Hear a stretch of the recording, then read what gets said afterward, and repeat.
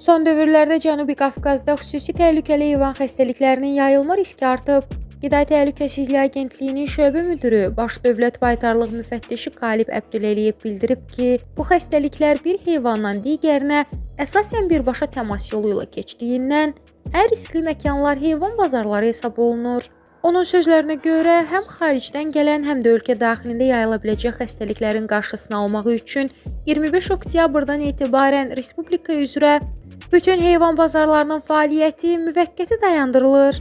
Məhdudiyyətlər mərhələli şəkildə tətbiq olunur.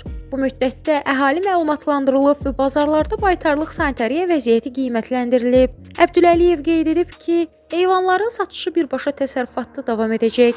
Agentliyin kollegiyası tərəfindən yeni heyvan bazarına dair baytarlıq sanitariya norma və qaydaları təsdiqlənib. Yenidən qurma və infrastruktur təmin olunduqdan sonra bazarların fəaliyyəti bərpa ediləcək.